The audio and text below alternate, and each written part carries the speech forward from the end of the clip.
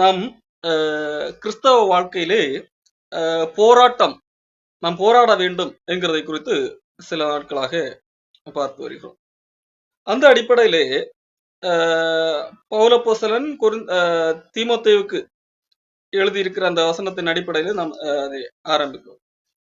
1 தீமோத்தேயுவின் புஸ்தகம் 6ஆம் அதிகாரம் 12ஆம் வசனத்திலே தீமோத்தேயுவுக்கு பவுல் சொல்லுகிறார், விசுவாசத்தின் நல்ல போராட்டத்தை போராடு, நித்திய ஜீவனை பற்றிக்கொள், அதற்காகவே நீ அழைக்கப்பட்டாய். அப்போ நாம் அழைக்கப்பட்டது போராடுவதற்காக, நல்ல போராட்டத்தை போராடுவதற்காக, விசுவாசத்தின் நல்ல போராட்டத்தை போராடுவதற்காக. அந்த வாழ்க்கையில, அதாவது விசுவாச வாழ்க்கை, கிறிஸ்தவ வாழ்க்கை, விசுவாசம் என்று சொன்னால் கிறிஸ்தவ விசுவாசம், கிறிஸ்தவ விசுவாசம் என்று சொன்னால் சுவிசேஷத்தின் மூலமாக நமக்குள்ளாக ஏற்படக்கூடிய விசுவாசம். மற்றபடி நானாக எதையோ ஒன்றை விசுவாசிக்கிறேன் அந்த விசுவாசம் அல்ல. கடவுள் நாம் ஒரு காரியத்தை விசுவாசிக்க வேண்டும் என்று சொல்லி இருக்கிறார், நற்செய்தி. அந்த நற்செய்தியை குறித்த அடிப்படையிலே வருகின்ற விசுவாசம். அந்த விசுவாசத்திற்காக நாம் போராட வேண்டும். அந்த விசுவாசத்தை பின்பற்றுவதன் மூலமாக நம்முடைய வாழ்க்கை அடுத்து போராட்ட களமாக மாறுகிறது என்பதை குறிப்பார். நாம் மாம்சத்துக்கு எதிராக போராடுகிறோம், பாவத்துக்கு எதிராக போராட வேண்டும், சாத்தானுக்கு எதிராக போராட வேண்டும் என்கிற குறிப்பார். இந்த நாளிலே கூட நாம் எதற்கு எதிராக போராட வேண்டும் அப்படி பாராமல் நாம் நம்முடைய விசுவாசத்திற்காக போராட வேண்டி இருக்கிறது. அதை குறித்து நாம் பார்க்கிறோம். விசுவாசத்துக்காக, நம்முடைய விசுவாசத்துக்காக போராட வேண்டி இருக்கிறது. பிலிப்பியர் புஸ்தகத்திலே பவுல் அப்போஸ்தலன் பிலிப்பியருக்கு எழுதுகிறார். பிலிப்பியர் 1ஆம் அதிகாரம் 27ஆம் வசனத்திலே பவுல் அப்போஸ்தலன் விதமாக எழுதுகிறார், நான் வந்து உங்களை கண்டாலும் நான் வராமல் இருந்தாலும் நீங்கள் ஒரே ஆவியிலே உறுதியாய் நின்று ஒரே ஆத்துமாவினாலே சுவிசேஷத்தின் விசுவாசத்திற்காக கூட போராடி எதிர்க்கிறவர்களால் ஒன்றிலும் மருளாதிருக்கிறீர்கள் என்று உங்களை குறித்து நான் கேள்விப்படும்படி எவ்விதத்திலும் நீங்கள் கிறிஸ்துவின் சுவிசேஷத்திற்கு பாத்திரராக மாத்திரம் நடந்து கொள்ளுங்கள் என்று சொல்லி இங்க எழுதுகிறார். அப்போ இங்கே பவுல் குறிப்பிடுகிற காரியம், சுவிசேஷத்தின் விசுவாசத்திற்காக கூட போராடி என்று என்கின்ற வார்த்தையை பயன்படுத்த. இந்த சுவிசேஷத்தின் விசுவாசத்திற்காக நீங்கள் கூட சேர்ந்து போராட வேண்டும். கூட தனியாக இல்ல, கூட போராடி என்கின்ற வார்த்தை எழுதுகிறார். இப்போ விசுவாசத்திற்காக, அந்த விசுவாசத்தை பெற்ற ஒவ்வொரு கிறிஸ்தவர்களும் போராட வேண்டி இருக்கிறது. இது எவ்விதமான ஒரு போராட்டம் என்று சொன்னால், நாம் இயேசு கிறிஸ்துவை விசுவாசிக்கும் போது, அதாவது இங்கே சொல்லப்பட்டிருக்கிறது சுவிசேஷத்தின் விசுவாசம். சுவிசேஷத்தின் விசுவாசம். சுவிசேஷம் என்றால் என்ன? கொரிந்து புஸ்தகத்திலே பவுல் அப்போஸ்தலன் 15ஆம் அதிகாரத்திலே எழுதி வைத்திருக்கிறார், நான் பிரசங்கித்த சுவிசேஷம், நான் அடைந்ததும் உங்களுக்கு ஒப்புவித்ததும். அந்த சுவிசேஷம் என்னவென்றால், நம்முடைய கர்த்தராகிய இயேசு கிறிஸ்து வேத வாக்கியங்களின்படி நமது பாவங்களுக்காக மரித்தார், அடக்கம் பண்ணப்பட்டார், வேத வாக்கியங்களின்படி 3ஆம் நாள் உயிரோடு எழுந்தார், அதன் பின்பு அநேகருக்கு தரிசனமானார். இதுதான் நான் உங்களுக்கு சொன்ன சுவிசேஷம். இந்த சுவிசேஷத்தின் அடிப்படையிலே இயேசு கிறிஸ்து நம்முடைய பாவங்களுக்காக மரித்தார். இந்த சுவிசேஷத்தின் விசுவாசம், அங்கு ஏதோ ஒரு விசுவாசம் அல்ல. விசுவாசம் இந்த உலகத்தில் உள்ள எல்லா மக்களுக்கும் விசுவாசம் உண்டு. எல்லா மக்களும் ஏதோ ஒன்றை விசுவாசித்துக் கொண்டுதான் இருக்கிறார்கள், நாத்திகர்கள் உட்பட. நாத்திகர்கள் என்ன, கடவுள் இல்லை என்று சொல்லி விசுவாசித்துக் கொண்டிருக்கிறார்கள். இந்த உலகம் தானாக உண்டானது, ஏதோ திடீரென்று ஏதோ ஒன்று மோதி உண்டானது என்று சொல்லி அவர்கள் அதை விசுவாசித்துக் கொண்டிருக்கிறார்கள். அப்போ எல்லாரும் ஏதோ ஒன்றை விசுவாசித்துக் கொண்டிருக்கிறார்கள். கிறிஸ்தவர்கள் என்று சொல்லுகிறவர்களும் ஏதோ ஒன்றை விசுவாசிக்கிறார்கள். எதற்காக இயேசு கிறிஸ்துவை பின்பற்ற வேண்டும் என்கிறதை குறித்து பல்வேறு விதங்களை அவர்களுக்கு தோன்றினபடி அல்லது அவர்களுக்கு போதிக்கப்பட்டு விசுவாசிக்கிறார்கள். ஆனால் இங்கே பவுல் சொல்லுகிற காரியம் சுவிசேஷத்தின் விசுவாசம். சுவிசேஷத்தின் விசுவாசம், சுவிசேஷத்தின் மூலமாக வருகிற ஒரு விசுவாசம். அந்த விசுவாசத்திற்காக போராடி என்று சொல்லி இங்கே பவுல் அப்போஸ்தலன் சொல்லுகிறார். இந்த சுவிசேஷத்திற்காக போராடுகிறது என்றால் என்ன? இங்கே சுவிசேஷத்திற்காக ஏன் போராட நேரிடுகிறது என்று சொல்லி இங்கே பவுல் எழுதுகிறார் என்று சொன்னால், பவுல் அங்கே ஒரு வார்த்தையை பயன்படுத்துகிறார். எதிர்க்கிறவர்களால் எதிர்க்கிறவர்களால் ஒன்றிலும் மருளாதிருக்கிறீர்கள் என்று உங்களை குறித்து நான் கேள்விப்படும்படி எவ்விதத்திலும் நீங்கள் கிறிஸ்துவின் சுவிசேஷத்திற்கு பாத்திரராக மாத்திரம் நடந்து கொள்ளுங்கள். நீங்கள் மருளாதிருக்கிறது அவர்கள் கெட்டு போகிறதற்கும் நீங்கள் ரட்சிக்கப்படுவதற்கும் அத்தாட்சியாக இருக்கிறது. இதுவும் தேவனுடைய செயலே என்று சொல்லி இங்க பவுல். அப்போ இங்க போராட்டம் என்று சொல்லி வரும்போது பவுல் அங்கே என்ன ஒரு யாரை அங்க முன்னிலைப்படுத்துகிறார் சொன்னால் எதிர்க்கிறவர்கள் என்று சொன்னால் சுவிசேஷத்திற்கு விரோதிகள். சுவிசேஷத்தின் மூலமாக நமக்கு ஒரு நம்பிக்கை வருகிறது. அந்த நம்பிக்கைக்கு விரோதமானவர்கள், நான் ஒரு நம்பிக்கையை பின்பற்றுகிறோம் அல்லவா, இந்த நம்பிக்கையை பிடிக்காதவர்கள், கிறிஸ்தவ நம்பிக்கைக்கு எதிரானவர்கள், நம்முடைய விசுவாசத்திற்கு எதிரானவர்கள், இந்த விசுவாசம் தவறு என்று சொல்லி சிலர் போதிப்பார்கள் அல்லவா. அப்போ இந்த நம்முடைய விசுவாசம் தவறு என்று சொல்லி இந்த விசுவாசத்தை எதிர்க்கிறவர்கள், இந்த எதிர்க்கிறவர்கள் இருக்கிறார்கள். ஆகவே போராட வேண்டி இருக்கிறது. நம்முடைய விசுவாசம், நாம் சுவிசேஷத்தின் விசுவாசத்தை பற்றி கொண்டிருக்கும் போது இந்த விசுவாசத்துக்கு எதிர்க்கிறவர்களும் இந்த பூமியில இருக்கத்தான் செய்வார்கள். அப்படி அந்த எதிர்க்கிறவர்கள் இருக்கிறபடியால் நீங்கள் போராட வேண்டும் என்று சொல்லி பவுல் சொல்லுகிறார். அப்படி எதிர்க்கிறவர்கள் இருந்தாலும் அவர்கள் மூலமாக நீங்கள் மருளாதிருக்கிறீர்கள், இடராமல், அதாவது நீங்கள் அவர்கள் பேச்சுக்கு இணங்காமல், உட்படாமல், அது உங்களை பாதிக்காமல் நீங்கள் இருக்கிறீர்கள். அப்படி நான் கேள்விப்பட வேண்டும் என்கிறதாக இங்கே பவுல் எழுதுகிறார். அப்போ கிறிஸ்தவ வாழ்க்கையிலே எதிர்ப்புகள் என்று சொல்லி இங்கே பவுல் அப்போஸ்தலன் எதிர்க்கிறவர்கள் என்று எழுதியிருந்தாலும் சில வேளைகளிலே நேரடியாக மனிதன் இல்லாவிட்டாலும் சூழ்நிலைகள் கூட நம்முடைய விசுவாசத்திற்கு எதிராக அமைந்துவிட வாய்ப்பு உண்டு. யோபுடைய வாழ்க்கையிலே ஒரு சோதனை, துன்பம் வந்தது. சாத்தான் தேவனிடத்திலே அனுமதி கேட்கிறான்.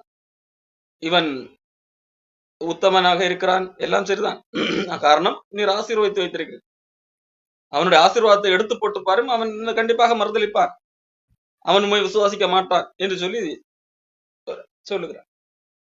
கடவுள் சொல்லுகிறான், சரி நீ அவனுக்குள்ளதை எல்லாவற்றையும் உனக்கு அதிகாரம் தருகிறேன் என்று சொன்னதற்காக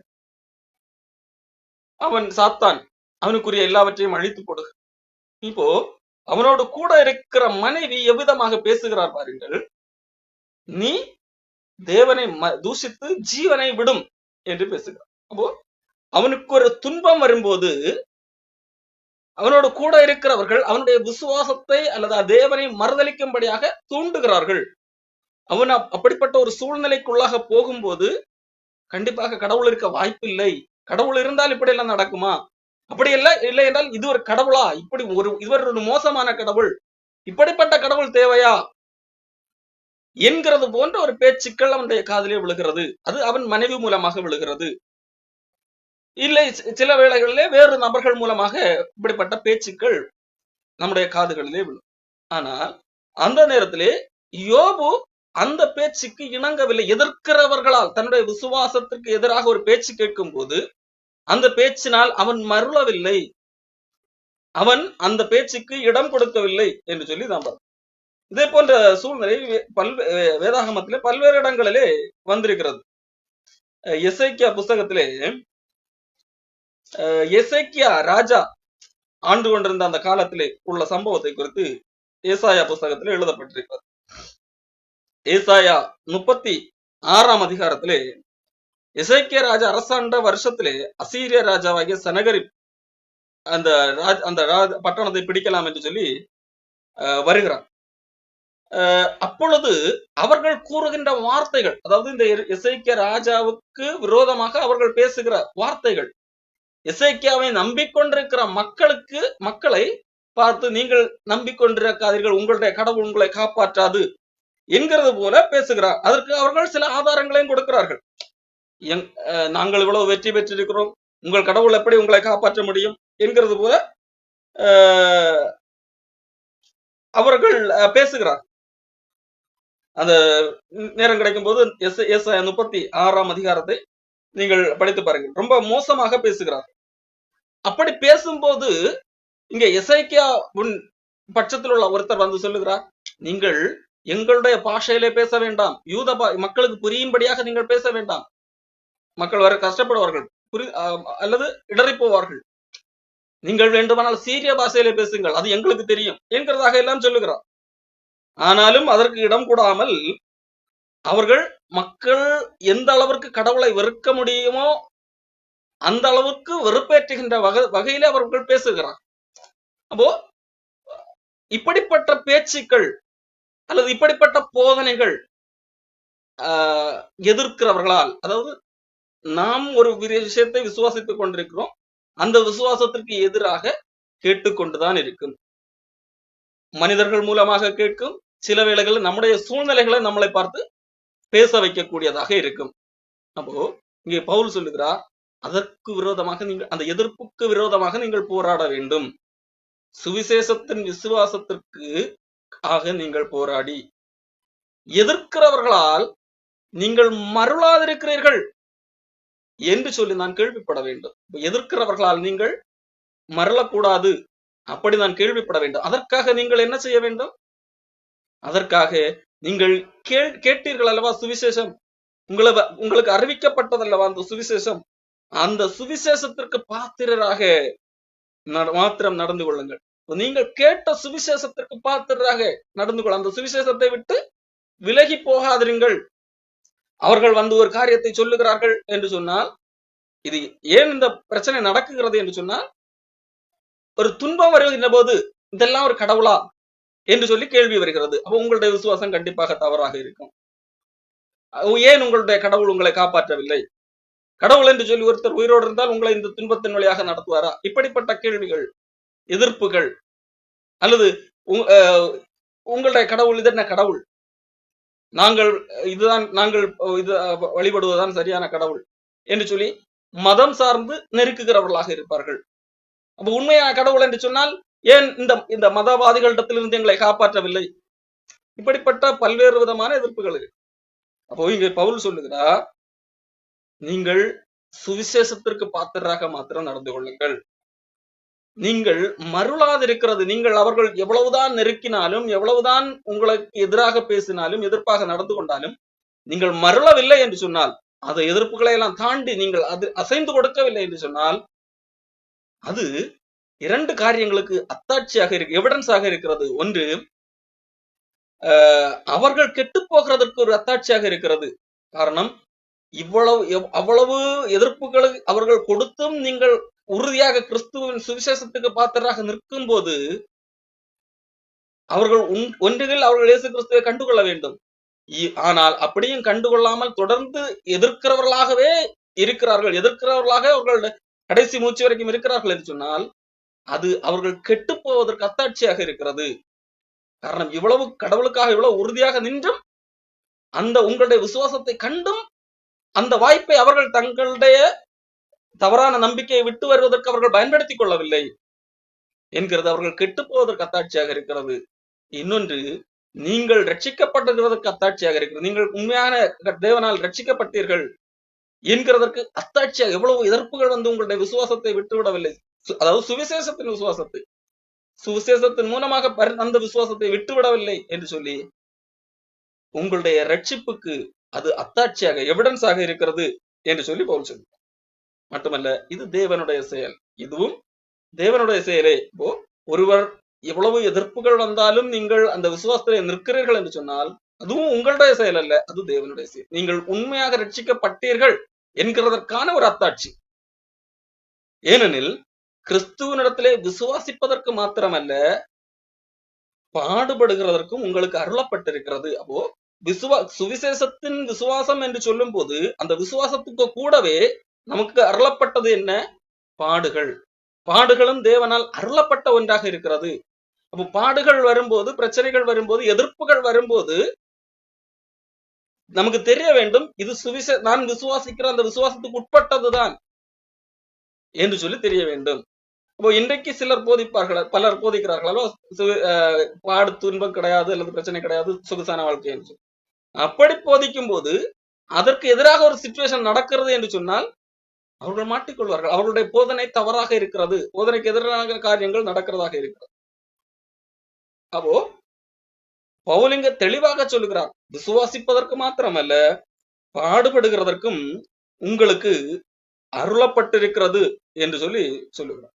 அப்போ பவுல் இங்கே சொல்லுகிற காரியம் விசுவாசத்திற்காக போராட வேண்டும். இப்ப எப்படி போராடுவது என்று சொல்லி இங்க சொல்லும் போது, நீங்கள் ஒரே ஆவியிலே உறுதியாக நின்று ஒரே ஆத்மாவினாலே சுவிசேஷ விசுவாசத்திற்காக கூட போராடி என்று சொல்லுது. அப்ப ஒன்று சேர்ந்து போராடுங்கள் என்பதாக சொல்லுது. அப்ப பிலிப்பு சபைக்கு பவுல் எழுதும் போது தனித்தனி நபர்களாக அப்படி போராடுங்கள் என்பதல்ல, ஒன்று சேர்ந்து போராடுங்கள் என்கிறதாக சொல்லுது. ஒன்று சேர்ந்து போராடுதல் என்பது சபையில ஒரு மனிதர்களுக்கு துன்பம் வருகிறது, சுவிசேஷத்தின் நிமித்தமாக அல்ல அவர்கள் பின்பற்றுகிற விசுவாசத்தின் நிமித்தமாக ஒரு துன்பம் வருகிறது என்று சொன்னால் அவர்களோடு நீங்கள் ஒத்தாசை பண்ணுங்கள், அவர்களுக்கு நீங்கள் தோள்படுங்கள். அவர்கள் தனியாக விட வேண்டும் என்பதல்ல. அவர் தனியாக அவருக்கு தானே இப்போது போராட்டம், எனக்கு நான் நல்லாக தானே இருக்கிறேன் என்று அல்ல. ஒரு நபருக்கு ஒரு வருகிற பிரச்சனை வருகிறது என்றால் நீங்கள் கூட போராடுங்கள். சுவிசேஷத்தின் விசுவாசத்திற்காக கூட ஒன்று சேர்ந்து போராட வேண்டும், ஒரே ஆவியினாலே ஒரே ஆத்மாவினாலே என்று சொல்லி இங்கே பவுல் வார்த்தைகளை பயன்படுத்தி அப்போ இணைந்து போராட வேண்டும். ஒரே விதமான விசுவாசத்தை உடையவர்கள், அந்த சுவிசேஷத்தை கேட்டு ஒரே விதமாக விசுவாசிக்கிறவர்கள் இணைந்து செயலாற்றுகிறவர்கள், ஒருவர் பாரத்தை ஒருவர் சுமந்து. சிலர் அந்த இடத்துல வீக்காக இருக்கிறார்கள் என்று சொன்னால் அவர்களுடைய விசுவாசத்தின் வர்த்தனைக்காக தோள் கொடுத்து அவர்களுக்காக கூட மாரல் சப்போர்ட் பண்ணி ஜெபம் பண்ணி இணைந்து போராட வேண்டும் என்பதாக இங்கே பவுல் சொல்லும். இது விசுவாசத்திற்காக போராடுகிறதாக இருக்கிறது. விசுவாசத்திற்காக போராடுகிறதுலே இன்னொரு வகையும் இருக்கிறது. இது முதலாவது நாம் பார்த்தோம், இது நமக்குள்ளாக நம்முடைய விசுவாசத்திற்கு எதிராக வருகிற போராட்டம். நாம் விசுவாசத்திலே இடறி போவதற்கு ஏதுவான சூழ்நிலைகள் வரும் அல்லது எதிர்ப்பாளர்கள் வருவார்கள், அதற்கு எதிராக நாம் போராட வேண்டும், உறுதியாக அந்த விசுவாசத்திலே உறுதியாக நிற்க வேண்டும் என்பது. யோபு எப்படி விசுவாசத்திலே உறுதியாக நின்றாரோ அதே போல உறுதியாக நிற்க வேண்டும், சுவிசேஷத்திற்கு பாத்திரராக நாம் காணப்பட வேண்டும், மறலாமல். இரண்டாவதாக விசுவாசத்திற்காக போராடுகிறது என்கிறது,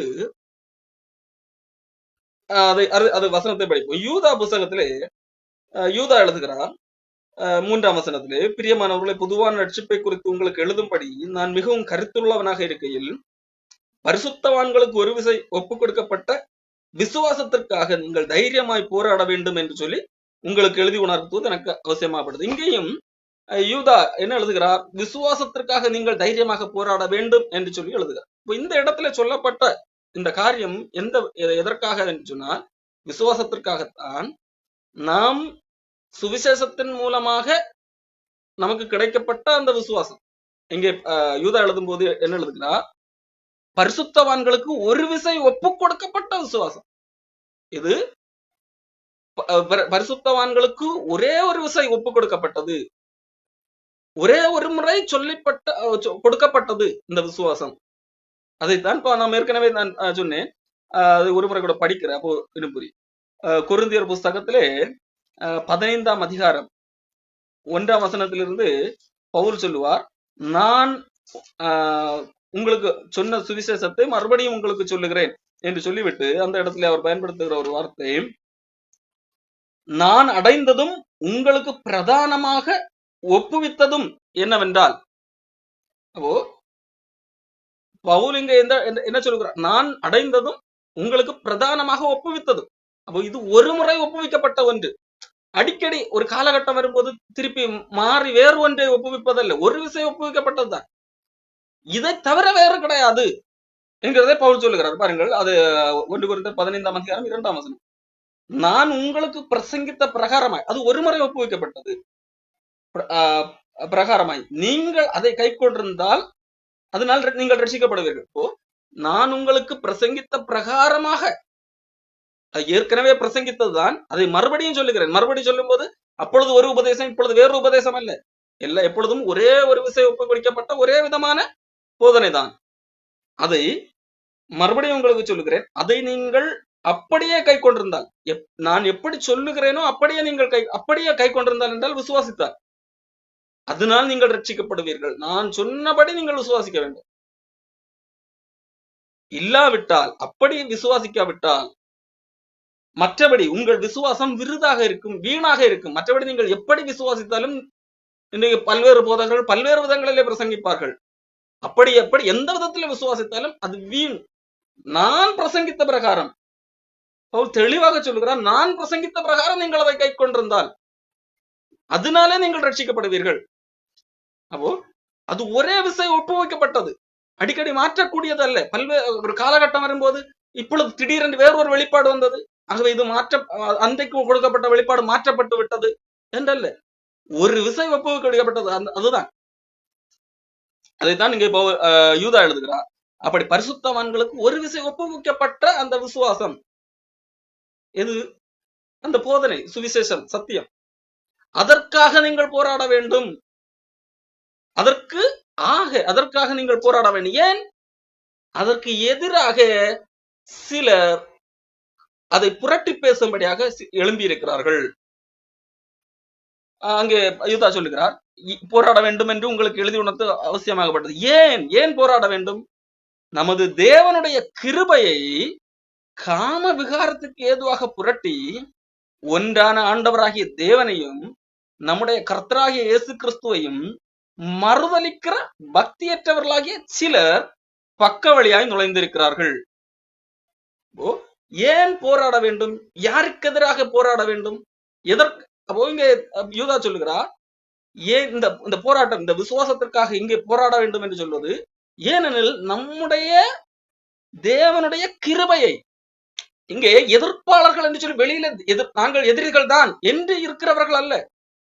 நாங்கள் கிறிஸ்தவத்துக்கு எதிரிகள், எங்களுக்கு இந்த சுவிசேஷம் பிடிக்கல, நாங்கள் இந்த விசுவாசத்தை நம்பவில்லை, நாங்கள் வேறு மார்க்கம், அல்லது இது என்ன நீங்கள் பேசுவது என்ன லாஜிக் இருக்கிறது என்று சொல்லி வெளியிலிருந்து எதிர்க்கிறவர்களை குறித்து அல்ல.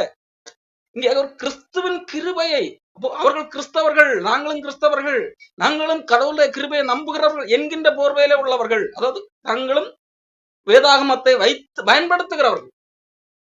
அப்படி தேவனுடைய கிருபையை காம விகாரத்துக்கு ஏதுவாக புரட்டி ஒன்றான ஆண்டவரை, அப்போ அவர்கள் என்ன செய்கிறார்கள்? புரட்டுகிறார்கள். இப்ப தேவனுடைய கிருபையை பற்றி சொல்லுவார்கள், ஆனால் அதை எப்படி அவர்களுடைய வசதிக்கு ஏற்ப அப்படி இருக்கிறபடி சொல்லாமல் புரட்டி பேசுகிறவர்களாக இருக்கிறார். தேவனுடைய கிருபையை தங்கள் இஷ்டத்துக்கு, அவர்கள் காம விகாரத்துக்குரியவர்களாக இருந்தால் காம விகாரத்துக்கு எதுவாக புரட்டுகிறவர்களாக இருக்கிறார். இன்றைக்கு பனாக போதகர்கள் வேதாகம் வசனத்தை பண ஆசைக்கு, மக்களிடத்திலே பண ஆசையை தூண்டுவதற்கு எதாக புரட்டுகிறவர்களாக இருக்கிறார். அப்படி தங்கள் இஷ்டத்துக்கு புரட்டுகிறவர்கள். அப்படி புரட்டி உண்டான ஆண்டவராகிய தேவனையும் நம்முடைய கர்த்தராகிய இயேசு கிறிஸ்துவையும் மறுதலிக்கிற பக்தியற்றவர்களாகிய சிலர் பக்க வழியாய் உள்ள நுழைந்திருக்கிறார்கள். கிறிஸ்தவத்தின் பெயர்ல அவர்கள் கிறிஸ்தவத்தின் பெயர்ல இருக்கிறார்கள், கிறிஸ்தவ போதகர்கள் என்று அறியப்படுகிறார்கள். அவர்கள் வெளியில் இருந்து எதிர்ப்பாளர்கள் என்கின்ற பெயர்ல இல்லை, எதிர்ப்பாளர்களாக இல்லை, அவர்கள் எதிர்க்கவில்லை, உள்ளுக்குள்ளாக இருந்து தந்திரமாக பக்க வழியா உள்ளே நுழைந்திருக்கிறார்கள். அவர்கள் பக்தியற்றவர்கள், அவர்கள் வேதத்தை புரட்டுகிறவர்கள். ஆகவே நீங்கள் உங்களுக்கு ஒரு விஷயம் ஒப்புவிக்கப்பட்ட அந்த விசுவாசத்திற்காக போராட வேண்டும் என்று சொல்லி இது சுருக்கமாக சொன்னா கள்ளப்போதனை, கிறிஸ்தவத்துக்கு உள்ளே காணப்படுகிற, கிறிஸ்தவத்தின் பெயர்ல காணப்படுகிற கள்ளப்போதனைகளுக்கு எதிராக போராட வேண்டும். அதைத்தான் நீங்க பேதுரு வாழ்ந்த காலத்திலே பேதுரு ஒரு காரியத்தை எழுது. 2 பேதுரு 3ஆம் அதிகாரம்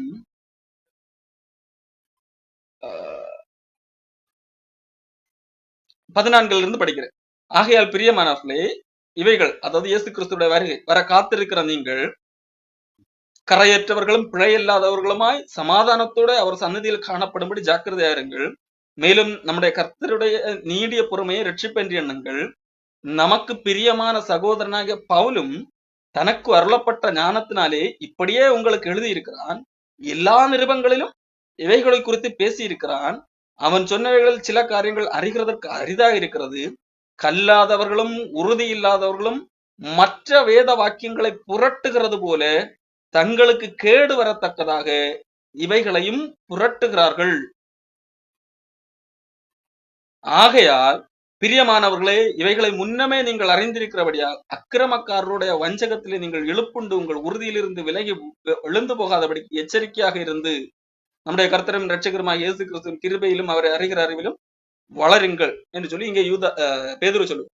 அப்போ கல்லாதவர்கள், வேதாகமத்தை சரியாக கற்றுக்கொள்ளாதவர்கள், தங்கள் இஷ்டத்துக்கு ஏதாவது ஒரு பகுதியை எடுத்துக் கொள்ளுகிறார்கள். உறுதி இல்லாதவர்கள், விசுவாசத்திலே உறுதி இல்லாதவர்கள், சுவிசேஷத்தின் மூலமாக பெறுகிற அந்த விசுவாசத்திலே உறுதி இல்லாதவர்கள், அவர்களுக்கு ஆகவே தங்கள் எதை நம்புகிறார்களோ அதையே விசுவாசம் வாங்கி கொண்டவர்கள், கடவுள் எதை விசுவாசிக்க வேண்டும் என்று எதிர்பார்க்கிறாதோ அது அவர்களுக்கு முடியாது. ஏனென்றால் அது கடினமான உபதேசம் என்று சொல்லி இயேசு கிறிஸ்து சொன்ன போது பிரிந்து போய்விட்டார்கள். இயேசு கிறிஸ்து அந்த இடத்திலே தன் அப்பம் கிடைக்க வேண்டும், அப்பம் கிடைக்கும் என்கின்ற எதிர்பார்ப்போடு மக்கள் வந்தார்கள் திரளாக.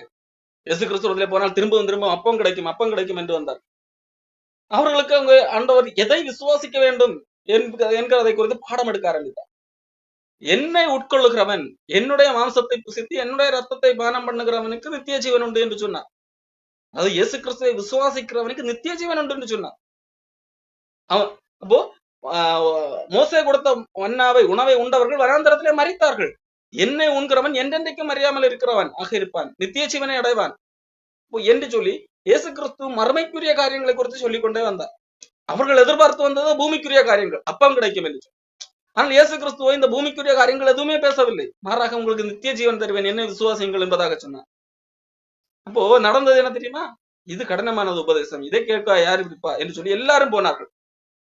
அப்போ உறுதியற்றவர்கள், கல்லாதவர்கள் மட்டுமல்ல, உறுதியற்றவர்கள் என்ன செய்வார்கள்? சரியான சத்தியத்தை தாக்குப்பிடிக்க அதிலே நிற்க முடியாமல் போகிறவர்களாக இருக்கிறார்கள். அவர்கள் தங்களுக்கேற்ற ஒரு போதனையை உருவாக்கி அதை விசுவாசிக்கிறவர்களாக இருக்கிறார்கள். அவர்களும் விசுவாசிக்கிறார்கள். எதை விசுவாசிக்கவில்லை? கடவுள் சொன்னதை விசுவாசிக்கவில்லை. மாறாக தங்களை சாட்டிஸ்பேக்ஷன் திருப்திப்படுத்துவதற்காகவும் தங்களிடத்திலே வரக்கூடிய மக்களை திருப்திப்படுத்துவதற்காகவும் அவர்களாகவே ஒரு கோட்பாட்டை உருவாக்கி அதை விசுவாசிக்கிறவர்களாக இருக்கிறார். அதையே தங்களிடத்திலே வருகிற மக்களும் விசுவாசிக்க வேண்டும் என்று நிர்பந்திக்கிறவர்களாக இருக்கிறார்கள். அப்போ இப்படி செய்கிறவர்கள் நாங்கள் கிறிஸ்தவர்கள் அல்ல, நாங்கள் கிறிஸ்தவத்துக்கு எதிராளிகள் என்று சொல்லி வெளியே இருந்து செய்கிறதில்லை. மாறாக நாங்களும் கிறிஸ்தவர்கள் என்கின்ற போர்வையில், அதாவது பக்க வழியாக உள்ளே நுழைந்திருக்கிறார்கள். அவர்கள் நேர் வழியில இயேசு கிறிஸ்துவின் வழியிலே வந்தவர்கள் அல்ல, பக்க வழியாக வந்தவர்கள். ஆனால் பார்க்கிறதுக்கு கிறிஸ்தவர்கள் போல இருக்கிறார்கள், பக்தியற்றவர்கள். அவர்கள் என்ன செய்கிறார்கள்? வேதாகமத்தை பயன்படுத்துகிறார்கள், இயேசு கிறிஸ்துவின் பெயரை பயன்படுத்துகிறார்கள், கிருபையை பயன்படுத்துகிறார்கள், எல்லா வார்த்தைகளையும் பயன்படுத்துகிறார்கள். ஆனால் புரட்டி பேசுகிறார்கள். அதாவது அந்தந்த வசனம் எந்தெந்த நோக்கத்திற்காக சொல்லப்பட்டதோ அதை விடுத்து தங்களுடைய நோக்கத்தை நிறைவேற்றும்படியாக பேசுகிறவர்களாக இருக்கிறார்கள். அப்போ இவர்களுக்கு இதற்கு எதிராக போராட வேண்டும், தைரியமாக போராட வேண்டும் என்று சொல்லி சொல்லுகிறார். பரிசுத்தவான்களுக்கு ஒரு விசை ஒப்புக் கொடுக்கப்பட்ட விசுவாசத்திற்காக நீங்கள் தைரியமாய் போராட வேண்டும் என்று சொல்லி உங்களுக்கு எழுதி உணர்த்துவது எனக்கு அவசியமாய் கண்டது.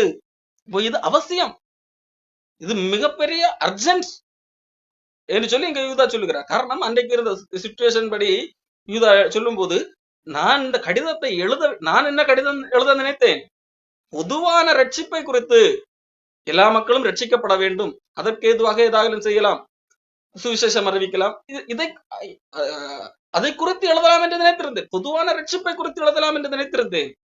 ஆனால் அதுதான் நான் மிகவும் அதை குறித்து எழுதும்படி நான் மிகவும் கருத்துள்ளவனாக இருந்தேன். அதை குறித்து தான் எனக்கு கருத்து இருந்தது, அதை குறித்து எழுத வேண்டும் என்று நினைத்தேன். ஆனால் இப்பொழுது இந்த சிச்சுவேஷனுக்கு அதை காட்டிலும் முக்கியம் எதுவாகப்பட்டது? இங்கே உள்ளுக்குள்ளாக பல கள்ளப்போதர்கள் இருக்கிறார்கள். அவர்களுக்கு எதிராக தைரியமாக போராட வேண்டியிருக்கிறது. காரணம், அவர்கள் கிறிஸ்தவத்தின் பெயரிலே சொல்லி அநேக மக்களை வஞ்சித்து தவறான இடத்திற்கு அழைத்து போக வாய்ப்பு உண்டு. ஆகவே அதற்கு எதிராக போராட வேண்டும். அதற்காக எதிராக போராட வேண்டும் என்றால் அவர்களுக்கு எதிராக சண்டை செய்வதில்லை, அவர்கள் சொல்லுகிறது பொய் என்று நிரூபித்து பேசுவது. அதுதான் கள்ளப்போதர்களுக்கு, அந்த கள்ளப்போதனைகளுக்கு, அதாவது உங்களுக்கு ஒரு விஷயம் ஒப்புவிக்கப்பட்ட விசுவாசம், அது எந்த அடிப்படையில்? சுவிசேஷத்தின் அடிப்படையில். சுவிசேஷம் அது ஒரு அதற்கு எதிராக வேறு எந்த வடிவிலே வேறொரு விசுவாசத்தை மக்களுக்குள்ளாக போதிக்கிறார்களோ, வேறொரு உபதேசத்தை, இதுதான் சுவிசேஷம் என்கின்ற பெயரிலோ, சத்தியம் என்கின்ற பெயரிலோ பொய்யாய் போதிக்கிறார்களோ, அதற்காக வேத வசனங்களை தவறாக புரட்டுகிறார்களோ, அதற்கு எதிராக போராட வேண்டும் என்று சொல்லி இங்கே யூதா திட்டவும் தெளிவுமாக சொல்லுகிறார். காரணம், அவர்கள் மிக மிக ஆபத்தானவர்கள். பேதுரு கூட 2 பேதுரு 2ஆம் அதிகாரத்திலே சொல்லும் போது, கள்ளத்திற்க தரிசிகள் ஜனங்களுக்குள்ள இருந்தார்கள், அப்படியே உங்களுக்குள்ள கள்ளப்போதர்கள் இருப்பார்கள், அவர்கள் கேட்டுக்கு ஏதுவான வேத புரட்டுகளை, அவர்கள் வெளியே உள்ளவர்கள் அல்ல, உள்ளே வந்து வேதத்தை புரட்டுகிறவர்களாக இருப்பார். வேதத்தை புரட்டுகிறவர்கள் தந்திரமாக அவர்கள் புரட்டுவார்கள். கேட்டுக்கு ஏதுவான வேத புரட்டுகளை தந்திரமாய் நுழைய பண்ணுவார்கள். அவர்களுடைய புத்தி தந்திரமாக நுழைய பண்ணி கிரயத்துக்கு கொண்ட ஆண்டவரை மறுதலி தங்களுக்கு தீவிரமான அழிவை வருவித்துக் கொள்வார்கள். இங்க பிரச்சனை என்னவென்றால், அவர்களுக்கு அழிவை வருவித்துக் கொள்வதல்ல, அடுத்து சொல்லுகிறார், அவர்களுடைய கெட்ட நடக்கையை அநேகர் பின்பற்றுவார்கள், அவர்கள் நிமித்தம் சத்திய மார்க்கம் தூஷிக்கப்படும். இப்போ இந்த கள்ளப்போதகர்கள் மக்களை தவறாக வழிநடத்துவதன் மூலமாக அவர்களும் எப்படிதான் அறியப்படுகிறார்கள்? கிறிஸ்தவத்தின் பெயரில் அறியப்படுகிறார்கள். அவர்களும் கிறிஸ்தவர்கள் என்றுதான் அறியப்படுகிறார்கள், கிறிஸ்தவ போதகர்கள் என்று அறியப்படுகிறார்கள். அவர்களை பின்பற்றி பெருங்கூட்டம் போகிறார்கள், அவர்களும் கிறிஸ்தவர்கள் என்று அறியப்படுகிறார்கள். அவர்கள் நிமித்தமாக கிறிஸ்தவன் நாமம் தூஷிக்கப்படுகிறது, சத்திய மார்க்கம் தூஷிக்கப்படுகிறது. உதாரணத்திற்கு, சரியான சத்தியத்தில் இருக்கிறவர்களுக்கு அவர்கள் கிறிஸ்தவர்கள், அவர்கள் எப்படி இருப்பார்கள்? அந்த சத்தியத்திற்கு ஏற்ற நடக்கிறவர்களாக இருப்பார்கள். இப்போ இதே கள்ளப்போதகர்களையும் பின்பற்றி ஒரு கூட்டம் போகிறார்கள், அவர்கள் என்னது? தங்கள் பொல்லாத வழிகளிலே நடக்கிறவர்களாக இருப்பார்கள். இப்ப வெளியில இருந்து ஒருத்தர் பார்க்கிறார், அவர்கள் எப்படி பார்ப்பார்? எல்லாரையும் கிறிஸ்தவர் என்றுதான் பார்ப்பார். இவர்களும் கிறிஸ்தவர்கள், அவர்களும் கிறிஸ்தவர்கள். இப்ப கிறிஸ்தவர் அவர்கள் பொல்லாத வழியில அந்த கள்ளப்போதவர்களுடைய வழிகளை பார்த்து யாரை தூஷிப்பார்கள்? சத்திய மார்க்கத்தை தான் தூஷிக்கிறவர்களாக இருக்கிறார்கள். அவர்கள் நிமித்தம் சத்திய மார்க்கம் தூஷிக்கப்படுகிறது. காரணம், அவர்கள் வெளியே இருந்து, கிறிஸ்தவத்துக்கு வெளியே வேறொரு மதத்திலே இருந்து எதிர்த்தால் சத்திய மார்க்கம் தூஷிக்கப்படாது. இப்போ ஒரு வேறொரு மார்க்கத்தார் கிறிஸ்தவத்துக்கு எதிராக வருகிறார் என்று சொன்னால் அவர் எதிர்க்கிறார், அவ்வளவுதான். ஆனால் இவர்கள் தந்திரமாக உள்ளே இருந்து தந்திரம் செய்கிறவர்களாக இருக்கிறார். இது நிமித்தம் சத்திய மார்க்கம் தூஷிக்கப்படும். எதிராளிகள் எதிர்க்கிறவர்கள் மூலமாக இங்கே சத்திய மார்க்கம் தூஷிக்கப்படாது. அப்போ உள்ளே நுழைந்திருக்கிற கள்ளப்போதல்கள், அவர்கள் பக்தியின் வேஷத்தை தரித்து கொண்ட, தேவ பக்தியின் வேஷத்தை தரித்து அதன் பலனை மறுதளிக்கிறவர்கள், அவர்கள் நிமித்தம் சத்திய மார்க்கம் தூஷிக்கப்படும். ஆகவே அவர்களுக்கு அந்த இதற்கு எதிராக, இந்த விசுவாசத்திற்காக நாம் நமக்கு ஒரு பெற்றுக்கொண்ட அந்த விசுவாசத்திற்காக தைரியமாக போராட வேண்டும். அப்படியானால் இந்த கள்ளப்போதர்கள் பொய் போதகம் பண்ணும்போது அது தவறு என்கிறதை சுட்டிக்காட்ட வேண்டும். இதுதான் இங்கே போராட்டம். இதைத்தான் வெளிப்படுத்தின விசேஷத்திலே 2ஆம் அதிகாரம் 20ஆம் வசனத்துல இயேசு கிறிஸ்துவே சொல்லுகிறார். தியதீரா சபையின் தூதனுக்கு ஆண்டவர் சொல்லுகிற ஒரு காரியம், உன் கிரியைகள், உன் அன்பு, உன் ஊழியம், உன் விசுவாசம், உன் பொறுமை, நீ முன்பு செய்த கிரியைகள் பின்பு செய்த கிரியைகள் அதிகமாக இருக்கிறது, எல்லாம் அறிந்திருக்கிறேன், நல்லது, பாராட்டு. ஆனால் உங்ககிட்ட ஒரு குறை இருக்கிறது. என்ன குறை? தன்னை தீர்க்கதரிசி என்று சொல்லுகிறவர்கள். தன்னை ஒருத்தன் தீர்க்கதரிசி என்று சொல்லி வந்தால், தன்னை ஒரு ஊழியக்காரன், தன்னை ஒரு அப்போஸ்தலன் என்று சொல்லி வந்தால், நீ அவருக்கு இடம் கொடுக்கிறாய். அவன் உண்மையான தீர்க்கதரிசியா, அவன் கள்ள தீர்க்கதரிசியா, அவன் உண்மையான அப்போஸ்தலனா, அவன் கள்ள அப்போஸ்தலனா, உண்மையான ஊழியனா, கள்ள ஊழியனா என்று சொல்லி எதையும் நீ யோசிப்பதில்லை. தன்னை தீர்க்கதரிசி என்று சொல்லி வருகிறது யார்? எசபேல். எசபேல் யார்? கடவுளுக்கு எதிரானவர், குணாதிசயம். தன்னை, ஆனால் பேர் எப்படி சொல்லி வருகிறாள்? நான் கடவுளுடைய தீர்க்கதரிசி என்று சொல்லி வந்தா, நானும் கிறிஸ்தவர்கள் தான், நானும் கிறிஸ்தவ போதகன் தான் என்று சொல்லி வந்தா, நீ என்ன பண்ணுகிறாய்? இடம் கொடுக்கிறாய். தன்னை தீர்க்கதரிசி என்று சொல்லுகிற எசபேல் என்னும் ஸ்திரியானவள், அவள் வந்து என்ன பண்ணுகிறாள்? என்னுடைய ஊழியக்காரர் தவறாக நடக்கும்படியாக வேசித்தனம் பண்ணவும், விக்கிரகங்களுக்கு படைத்தவர்களை புசிக்கவும் அவர்களுக்கு போதித்து, தன்னை தீர்க்கதரிசி என்று சொல்லி வருகிற ஒருத்தன் இந்த மக்களுக்கு போதிக்கும்படியாக இடம் கொடுக்க நீ பார்த்து கொண்டிருக்கிறாய். தீர்க்கதரிசி என்று சொல்லி ஒருத்தர் வந்து, அதாவது நானும் கடவுளுடைய ஊழியக்காரன் என்று சொல்லி ஒருத்தர் வந்து மக்களுக்கு கிறிஸ்தவர்களுக்கு போதிக்கிறார்கள். நீ பார்த்து கொண்டு சும்மா இருக்கிறாய், நீ அவர்களுக்கு இடம் கொடுக்கிறாய். அவர்கள் என்ன பண்ணுகிறார்கள்? போதித்து வேசித்தனம் பண்ணவும் விக்கிரகங்களுக்கு படைத்தவைகளை புசிக்கவும் தக்கதாக தவறான பாதைக்கு நேராக மக்களை இழுத்து கொண்டு போகிறார்கள். போதித்து அவர்கள் வஞ்சிக்கும்படி நீ இடம் கொடுக்கிறாய். அப்போ அவர்கள் கள்ளப்போதகர்கள், கள்ளத்தீர்க்கதரிசிகள் ஜனங்களை வஞ்சிக்கும்படியாக நீ இடம் கொடுக்கிறாய் என்று சொன்னால் நீ பார்த்து கொண்டு சும்மா இருக்கிறாய் என்று அர்த்தம். நீ பார்த்து கொண்டு சும்மா இருந்தால் நீ இடம் கொடுக்கிறாய், அதற்கு சமந்தான். அப்போ நீ அதற்கு எதிராக போராட வேண்டும். இன்றைய தினத்திலே கூட நான் ஒரு வீடியோ போட்டிருந்தேன். அதுக்கு கீழாக ஒருத்தர் ஒரு கமெண்ட் போட்டிருந்தார். என்னவென்றால், நீங்கள் ஒரு நிமிஷம்,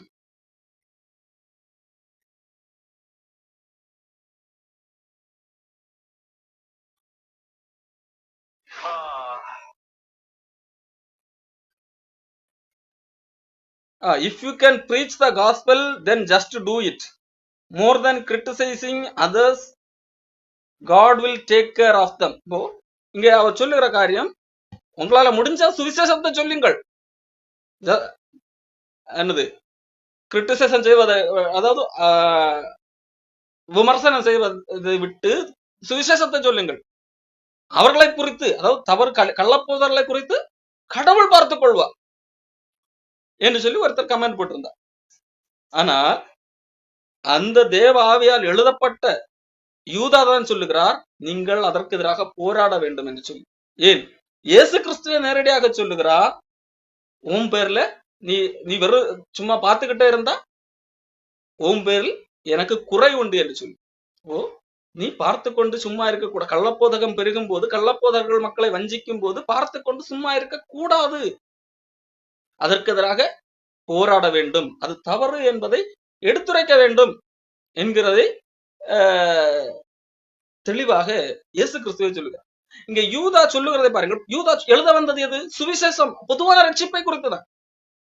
ஆனா அதை கருத்துள்ளவனாக இருக்கேன். ஆனா இப்போ அதை காட்டிலும் ஃபர்ஸ்ட் ப்ரையாரிட்டி அதுக்கு கள்ளப்போதர்களால் மக்கள் ஏமாற்றப்படுவதற்கு உள்ளே வந்தவர்கள், கிறிஸ்தவத்தின் பெயரிலே கிறிஸ்தவ சபைக்குள்ளாக வந்தவர்கள், கிறிஸ்தவ கூட்டத்துக்குள்ளாக வந்தவர்களை யாரும் என்னது தவறாக போதித்து வஞ்சித்து விடக் கூடாது. அப்ப அதுதான் ஃபர்ஸ்ட் ப்ரையாரிட்டி என்று சொல்லி அந்த கள்ளப்போதர்களுக்கு எதிராக போராட வேண்டும் என்று சொல்லி எழுதுகிறார்.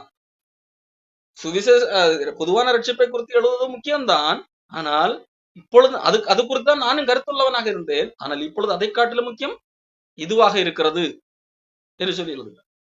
இயேசு கிறிஸ்து கூட இதைத்தான் பண்ணினார். இயேசு கிறிஸ்து மக்களுக்கு எப்படி ஜெபம் செய்ய வேண்டும் என்று சொல்லிக் கொடுக்க வேண்டும்.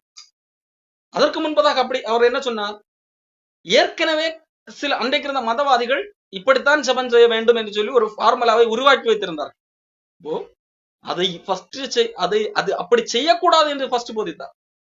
அன்றைக்கு இருந்த மதவாதிகள் செய்வது போல நீங்கள் செய்யாதிருங்கள், அவர்கள் ஜெபம் பண்ணுவது போல நீங்கள் செய்யாதிருங்கள், அவர்கள் உபவாசிக்கிறது போல நீங்கள் உபவாசிக்காதிருங்கள், அவர்கள் தர்மம் செய்கிறது போல நீங்கள் தர்மம் செய்யாதிருங்கள், அதை போல நீங்கள் செய்யாதிருங்கள் என்று சொல்லி சுட்டி அதை முதலாவது விமர்சனம் தான்.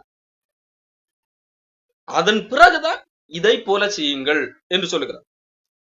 ஏன் இயேசு கிறிஸ்து அதை போல செய்யாதிருங்கள் என்று சொல்லி அவர்களை குறித்து அந்த விமர்சனம் செய்வதை விட்டு நேரடியாக இப்படி செய்யுங்கள் என்று சொல்லி இருந்தால் என்ன இருக்கும்? மக்கள் என்ன பண்ணிருப்பார்கள்? இயேசு கிறிஸ்து சொன்னதை போலவும் ட்ரை பண்ணலாம், இதுவும் வேண்டும், அவர்கள் செய்வதை போலவும் இது செய்யலாம். காரணம் இயேசு கிறிஸ்து அதை தவறு என்று சொல்லவில்லையே, அவர் இதை மட்டும் சொன்னார். அப்போ இது தப்புன்னு சொல்லல. அப்ப இதுவும் சரி என்கின்ற நிலையில தான் மக்கள் இருப்பார்கள்.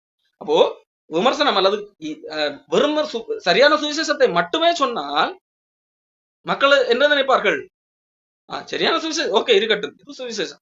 இன்னொருத்தர் தவறான சுவிசேஷங்களை தவறானே சொல்லுகிறாரோ, இதுவும் ஓகே, ரெண்டும் சரிதான். ரெண்டும் சரியல்ல, ஏதாவது ஒன்றுதான் சரி. அப்போ மக்கள் ஏதோ ஒன்றை இதுவரைக்கும் சரி என்று நம்பிக்கொண்டிருக்கிறார்கள் என்று சொன்னால், அதை நம்ப வைக்க முயற்சிக்க நடக்கிறது என்று சொன்னால் அது இல்லை என்று சொல்ல வேண்டும். அது தவறான போதனை என்று சொல்ல வேண்டும். அவர்களை பின்பற்றி போகக்கூடாது என்று சொல்ல வேண்டும். அதன் பிறகு இதுதான் சரி என்று சொல்லும் போதுதான் அது தவறு, இது சரி, இது மட்டும்தான் சரி, இது தவறை நான் சொல்ல மாட்டேன், சரியை மட்டும்தான் சொல்வேன் என்று சொன்னால் மக்கள் அதை குறித்து என்னது நம்ம எதிர்க்க மாட்டார்கள். ஆனால் மக்கள் இந்த சரியை மட்டும்தான் படிப்பார்கள் என்பதற்கு கேரண்டி கிடையாது. காரணம் அது அவர்களுக்கு தவறு என்று சொல்லிக் கொடுக்கப்படவில்லையே. அதையும் பிடித்துக் கொள்வார்கள், இதையும் பிடித்துக் கொள்வார்கள். இரண்டும் இருக்கு. இயேசு கிறிஸ்து என்னுடைய பாவத்திற்காக மரித்தார், அதுதான் சுவிசேஷம் என்று சொல்லி இந்த சுவிசேஷத்தை மட்டும் சொல்லுகிறோம். இந்த பக்கம் இயேசு கிறிஸ்து உனக்கு பங்களா வாங்குவதற்காக மரித்தார், அதையும் சொல்லுகிறார்கள். மக்கள் என்ன சொல்வார்கள்? இதுவும் சரி இதுவும் சரி, ரெண்டும் நான் எடுத்துக்கொள்கிறேன். இல்லை, இது தவறு, இது மட்டும்தான் சரி என்பதை சொல்ல வேண்டும். ஆகவே அந்த கள்ளப்போதனைகளுக்கு எதிராக போராட்டம் நடத்த வேண்டியது அவசியமாக இருக்கிறது. இன்னைக்கு இந்த போராட்டத்தை, இந்த வசனத்தை அடிப்படையாக வைத்துதான் விசுவாச தற்காப்பு ஊழியங்கள் என்று சொல்லி நடத்தி கொண்டு சிலர் இருக்கிறார்கள். ஆனால் அப்படிப்பட்டவர்கள் யாரோடு போய் யுத்தம் பண்ணுகிறார்கள் தெரியுமா? வேற்று மதத்தவர்களோடு யுத்தம் பண்ணுவார்கள். அவர்கள் வேறு மதத்தார்கள். நாங்கள் உங்கள் எதிரிகள், நாங்கள் உங்கள் பைபிளையே ஏற்றுக்கொள்வதில்லை என்று சொல்லக்கூடியவர்கள். அது இஸ்லாமியர்களாக இருக்கலாம், இந்துக்களாக, எப்படி வேண்டாம் இருக்கு. ஆனால் அப்படிப்பட்ட சில உள்ளுக்குள்ள கிறிஸ்தவத்தின் பெயர்ல கள்ளப்போதவர்கள் இருப்பார்கள் அல்லவா?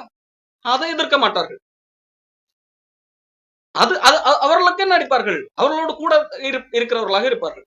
சமீபத்தில் இந்த இப்படி ஒரு காரியத்தை இஸ்லாமியர்களோடு எல்லாம் தர்க்கம் செய்கிற ஒருத்தர் வெங்கடேசன் என்று சொல்லி ஒருத்தர், அவரோட ஒரு பதிவை பார்க்க நேரிட்டது. அதற்கு ஒருத்தர் ரிப்ளை கொடுத்திருந்தார், அந்த ரிப்ளையும் பார்க்க நேரிட்டது. அப்போ அந்த பதிவு என்னவென்றால், அவர் இஸ்லாமியர்களோடு தர்க்கம் பண்ணக்கூடிய ஒரு நபர், அது தப்பு, இதுதான் சரி என்று சொல்லி. இந்த நபர் என்ன பண்ணுகிறார்? மோகன்சீல் அவர் ஒரு புத்தகம் எழுதியிருக்கிறார். என்ன, அரபியர்கள் இஸ்லாமியர் இல்ல, இஸ்மவேல் வம்சம் யார் என்கிறது போல ஒரு புத்தகம் எழுதியிருக்கிறார்.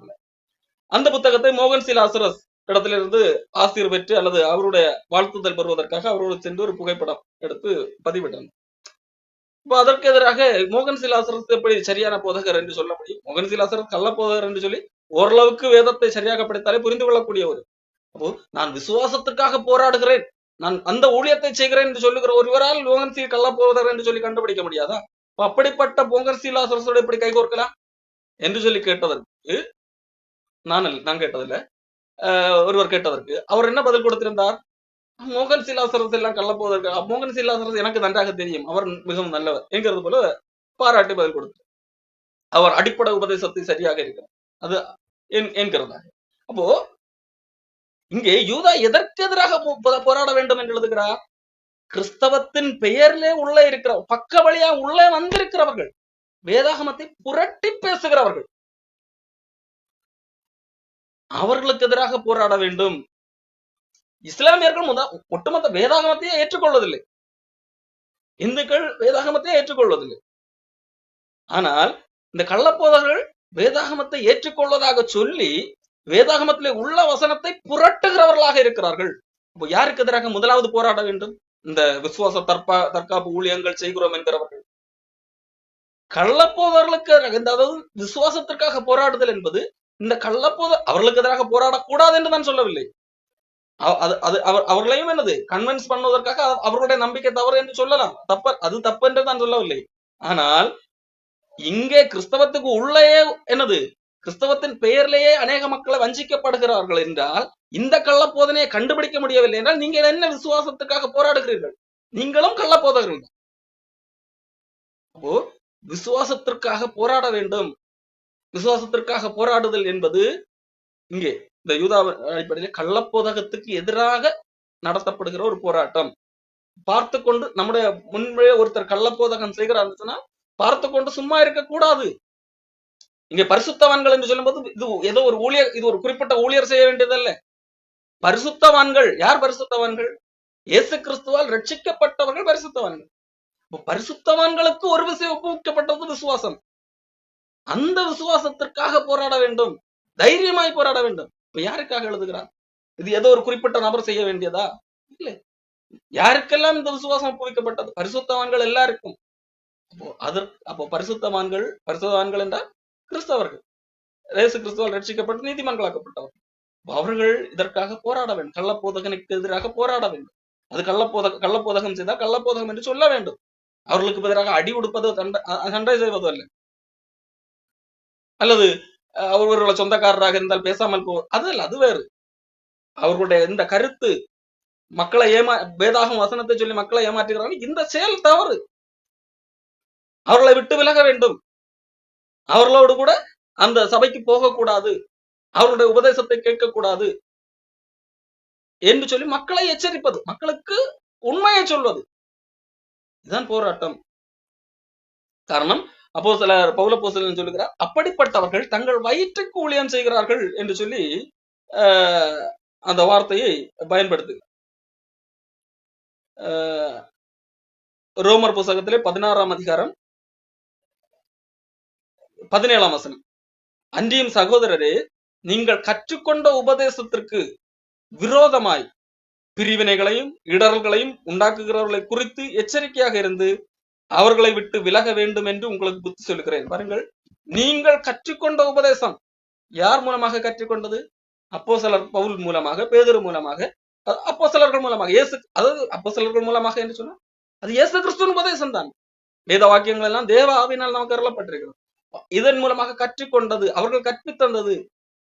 அதற்கு விரோதமாக பிரிவினைகளையும் இடர்களையும் உண்டாக்குகிறவர்களை, அதாவது அதற்கு விரோதமாக கள்ளப்போதகம் செய்கிறவர்களை குறித்து எச்சரிக்கையாக இருந்து அவர்களை விட்டு விலக வேண்டும் என்று புத்தி சொல்லுகிறேன். அப்படிப்பட்டவர்கள் நம்முடைய கர்த்தராகிய இயேசு கிறிஸ்துவுக்கு ஊழியம் செய்யவில்லை. அவர்கள் கிறிஸ்தவ போதகர்கள் இயேசு கிறிஸ்துவுக்கு ஊழியம் செய்கிறோம் என்று சொன்னாலும், அவர்கள் அப்படி சொன்னாலும் அவர்கள் இயேசு கிறிஸ்துவுக்கு ஊழியம் செய்யவில்லை என்று சொல்லி பவுல் சொல்லுகிறார். அப்போ நாம் இன்றைக்கு யாருடைய வார்த்தையை நம்பலாம்? இன்றைக்கு நான் இயேசு கிறிஸ்துவுக்கு நான் ஊழியம் செய்கிறேன் என்று சொல்லி மோகன் சீலாசரசோ பால் தினகரனோ வேறு யாரோ அவர்கள் அப்படி சொல்லுகிறார்கள் என்பதற்காக அவர்கள் சொல்வதை நம்பலாமா, இல்லை பவுல் சொல்வதை நம்பலாமா? எந்த ஒரு கள்ளப்போதகனும் நான் இயேசு கிறிஸ்துவுக்கு ஊழியம் செய்யவில்லை, சாத்தானுக்கு ஊழியம் செய்வேன் என்று சொல்லி சொல்ல மாட்டார். எல்லாரும் நாங்கள் இயேசு கிறிஸ்துவுக்கு தான் ஊழியம் செய்வோம் என்று சொல்வார்கள். ஆகவே அவர்களுடைய பேச்சை நம்பலாமா? இல்லை.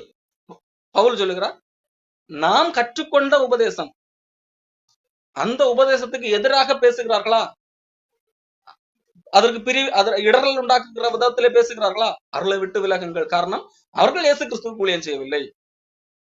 அவர்கள் தங்களுக்கு தாங்களே சொல்லிக் கொள்ளலாம், ஊழியக்காரர்கள், கிறிஸ்தவர்கள் என்று, தீர்க்கதரிசிகள் என்று என்ன வேண்டுமானாலும் சொல்லிக் கொள்ளலாம், பட்ட பேரை போட்டுக் கொள்ளலாம், அப்போஸ்தலர்கள் இல்லை. ஆனால் அவர்கள் இயேசு கிறிஸ்துவுக்கு ஊழியம் செய்யாமல் தங்கள் வயிற்றுக்கு ஊழியம் செய்கிறவர்களாக இருக்கிறார்கள். அவர்கள் வயிற்றுக்கு ஊழியம் செய்கிறவர்கள். ஆகவே தங்கள் வயிற்றுக்கு ஊழியம் செய்து நயவசனிப்பினாலும் இச்சக பேச்சினாலும் கபடில்லாதவர்களுடைய இருதயங்களை வஞ்சிக்கிறவர்களாக இருக்கிறார்கள். அப்போ அவர்கள் வஞ்சிக்கிறவர்கள். இங்கின்ற உண்மையை தெரிந்து கொள்ள வேண்டும். ஆகத்தான் பவுல் அப்போஸ்தலன் தீத்துவுக்கு எழுதும் போது ஒரு காரியத்தை தெளிவாக சொல்லுவார். தீத்துவுக்கு யாரை ஒரு நல்ல லீடராக அல்லது கண்காணியாக, ஒரு மெய்ப்பனாக நியமிக்க வேண்டும் என்கின்ற அந்த கட்டளை கொடுக்கும்போது பல காரியங்களை சொல்வார். சொந்த குடும்பத்தை நன்றாக நடத்துகிறவனாக இருக்க வேண்டும், ஒரே மனைவி உடையவனாக இருக்க வேண்டும், நல்ல அப்படியெல்லாம் பல காரியங்களை சொல்வார் அல்லவா, இச்சை அடக்கம் உள்ளவனாக இருக்க வேண்டும். அதுல ஒரு காரியம்தான் 9ஆம் வசனம், தீத்து 1ஆம் அதிகாரம் 9ஆம் வசனம், ஆரோக்கியமான உபதேசத்தினரை புத்தி சொல்லவும் எதிர்பேசுகிறவர்களை கண்டனம் பண்ணவும் வல்லவனாக இருக்கும்படி தான் போதிக்கப்பட்டதற்கு ஏற்ற உண்மையான வசனத்தை நன்றாய் பற்றி கொள்ளுகிறவனமாய் இருக்க வேண்டும். அநேகர் விசேஷமாய் விருத்த சேதனம் உள்ளவர்கள், அடங்காதவர்களும், வீண் பேச்சுக்காரர்களும், மனதை மயக்குகிறவருமாக இருக்கிறார்கள். அப்போ அன்றைக்கு பெரும்பாலும் கிறிஸ்தவ சுவிசேஷத்துக்கு எதிராக இருந்தது யார்? அன்றைக்கு இருந்த யூதர்கள், விருத்த சேதனம் உள்ளவர்கள். அவர்கள் என்னது, அவர்களும் இயேசு கிறிஸ்துவை பின்பற்றுவதாக சொல்லி உள்ளே வந்து விட்டு, இயேசு கிறிஸ்துவை மட்டும் பின்பற்றினால் போதாது, நியாய பிரமாணத்தை கடைபிடிக்க வேண்டும், விருத்த சேதனம் பண்ண வேண்டும் என்று சொல்லி தொந்தரவு பண்ணி மனதை மயக்குகிறவர்களாக இருந்தார்கள். அதுவும் ஒரு கள்ளப்போதகம். ஒவ்வொரு காலத்திலும் ஒவ்வொரு வித கள்ளப்போதகம் இருக்குமல்லவா, அன்றைக்கு இருந்த ஒரு கள்ளப்போதகம் அது. அப்படி அதை மனதை மயக்குகிறவர்களுமா இருக்கிறார்கள். அவர்களுடைய வாயை அடக்க வேண்டும். பவுல் தீத்துவுக்கு சொல்லுகிற காரியம், அவர்களுடைய வாயை அடக்க வேண்டும். அவர்கள் இழிவான ஆதாயத்திற்காக தகாதவர்களை உபதேசித்து முழு குடும்பங்களையும் கவிழ்த்து போடுகிறவர்களாக இருக்கிறார்கள். அப்போ ஒரு சரியான தீத்துவுக்கு சொன்ன ஆலோசனை, நீ சரியாக ஒரு பாஸ்டரை நியமிக்க வேண்டும் என்றால் அவன் ஆரோக்கியமான உபதேசத்தினால் சரியாக பேச வேண்டும், சரியா பேச வேண்டும். எதிர்பேசுகிறவர்கள் இருந்தால் அதற்கு எதிராக தான் கற்றுக்கொண்ட அந்த உபதேசத்தின் அடிப்படையிலே சரியாக பதில் கொடுக்கிறவனாக இருக்க வேண்டும். இன்னும் மனதை மயக்குகிற அந்த கள்ளப்போதர்களுடைய வாயை அடக்க வேண்டும். காம்ப்ரமைஸ் செய்ததல்ல. அவர்கள் பேசிவிட்டு போகட்டும், நான் பேச மாட்டேன். நான் சரியான சத்தியத்தை மட்டும் பேசிக்கிட்டு போவேன். நான் யாருக்கு எதிராகவும் பேச மாட்டேன். தப்ப எல்லாம் தப்புன்னு சொல்ல மாட்டேன். அப்படி இருக்க சொல்லவில்லை.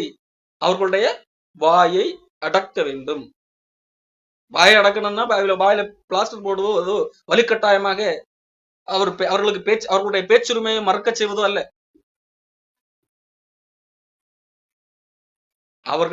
அவர்களுடைய பேச்சு தவறு என்பதை வசன ஆதாரத்தோடு சுட்டி காட்டுவது. ஒருத்தன் இந்த ஒரு வசனத்தை ஒரு கள்ளபோதன் என்றால் நினைச்சுவான், ஏதோ ஒரு வசனத்தை எடுத்து அந்த வசனத்தை புரட்டி ஒரு பொய்யை அந்த பொய்யை மக்களை நம்ப வைக்க பார்ப்பான். உதாரணத்திற்கு, இயேசு கிறிஸ்துவை விசுவாசித்தால் உங்களுக்கு என்ன இல்லை, மரணம் கிடையாது, பூமியில மரணம் கிடையாது, நோய் வராது, அல்லது என்ன சொல்வார்கள், பங்களா கிடைக்கும், கார் கிடைக்கும், இப்படி எல்லாம் பல்வேறு போதனைகள் இன்றைக்கு இருக்கிறது அல்லவா. துன்பம் இல்லை, கிறிஸ்தவனானால் போது உனக்கு எந்த பாதிப்பும் வராது, அல்லது மாதம் வாக்கு தத்தம் என்கின்ற கொடுப்பார்கள். போன மாதம் வரைக்கும் நீங்க துன்பம் அனுபவித்திருக்கலாம், இந்த மாதத்திலிருந்து 2 மடங்காக ஆசீர்வாதம், இப்படி எல்லாம் சொல்லுவார்கள் அல்லவா. இதெல்லாம் எதோ அடிப்படையிலே சொல்லுகிறார்கள். ஏதோ ஒரு வசனத்தை எடுத்து அதை புரட்டி தங்களுக்கு இஷ்டத்துக்குபடி புரட்டி பேசுகிறார். வாயை அடக்க வேண்டும் என்றால் அது அவர்கள் எந்தெந்த வசனங்களின் அடிப்படையில் அப்படி சொன்னார்களோ அது எல்லாம் தவறு என்று சொல்லி நிரூபித்து காண்பிப்பது. அவர்கள் சொன்னது அத்தனையும் பொய், இதுதான் உண்மை என்று சொல்லி நிரூபிப்பது. இதுதான் வாயை அடக்குவது. எதுவும் அவர்களோட சண்டைக்கு போவதல்ல. அப்போ அவர்கள் சொன்னது பொய் என்பதை நாம் எடுத்து சொல்வது. அப்போ என்னது ஆட்டோமேட்டிக்காக என்னது, அவர்கள் செய்தது தவறு என்று சொல்லி கிரிட்டிசைஸ் செய்கிறது தான். அப்போ இதை செய்ய வேண்டும். இதுதான் விசுவாசத்திற்காக போராடுவது. அப்போ நாம் விசுவாசத்திற்காக போராடுகிறவர்களாக இருக்கு. முதலாவது நாம் பார்த்தோம், விசுவாசத்திற்காக போராடுவது என்பது நம்முடைய சொந்த விசுவாசத்திற்கு எதிராக பல்வேறு சூழ்நிலைகள், எதிர்ப்பாளர்கள், உபத்திரவங்கள் இவைகளெல்லாம் வரும். அந்த சூழ்நிலையிலும் நாம் மருளாமல் இருப்பது, விசுவாசத்தை விட்டு தடம் புரளாமல் இருப்பது. சில வரலாறுல கூட சில பல்வேறு விதமான நபர்கள் அந்த விசுவாசத்தை ஷேக் ஆகி இருக்கிறார்கள், அவர்களுக்கு வருகிற அந்த துன்பம் பிரச்சனைகள். ஆனாலும் அவர்கள் என்னது, உண்மையானவர்கள் அந்த ஷேக்கில் இருந்து விடுபட்டு நிலைத்திருந்திருக்கிறார்கள். ஆனால் இங்கே பவுல் சொல்லுகிறார், அப்படி ஷேக் ஆகாமல் மறலாமல் இருக்க வேண்டும். அப்போ என்னது, எதிர்க்கிறவர்கள் வெட்கப்பட்டு போவார்கள். அவர்கள் கெட்டு போவதற்கான அத்தாட்சி. நீங்கள் ரட்சிக்கப்படுவதற்கான அத்தாட்சி. நீங்கள் ரட்சிக்கப்படுவதற்கான ஆதாரம் என்னது, எவ்வளவு போர்ஸாக எதிர்ப்புகள், துன்பங்கள், உபத்திரவங்கள் வந்தாலும் விசுவாசத்திலே நீங்கள், அதாவது அங்கு சொன்ன விசுவாசம் என்பது ஏதோ ஒரு விசுவாசம் இல்லை, நீங்கள் அதை விசுவாசிக்கிறீர்கள் என்பதில்லை, சுவிசேஷத்தின் விசுவாசம், சரியான சுவிசேஷத்தின் அடிப்படையில் வந்த விசுவாசம். அந்த விசுவாசத்திற்காக நிற்கிறது, அந்த சுவிசேஷத்திற்கு பாத்திரமாக நடந்து கொள்வது, அதாவது சுவிசேஷத்தை விசுவாசிப்பது, அந்த விசுவாசத்திலே நிற்பது, உறுதியாக நிற்பது. அது ஒரு போராட்டம். இரண்டாவது, விசுவாசத்திற்காக போராடுதல் என்பது நமக்கு ஒரு விஷயம் ஒப்புவிக்கப்பட்ட அந்த விசுவாசம் சுவிசேஷத்தின் அடிப்படையிலே அதற்கு எதிராக ஒரு தவறான உபதேசங்கள் வழியாக பேசுகிறவர்கள், கள்ளப்போதர்கள், அவர்களுக்கு எதிராக அவர்களுடைய வாயை அடக்கத்தக்கதாக உள்ள போராட்டம். இந்த 2 போராட்டமும் கிறிஸ்தவர்களுக்கு உரிய ஒரு காரியமாக இருக்கிறது. ஆகவே இந்த போராட்டத்திலும் நாம் பங்கெடுவோம். அடுத்த வாரத்தில் வேறொரு காரியத்தை கொடுத்தார்.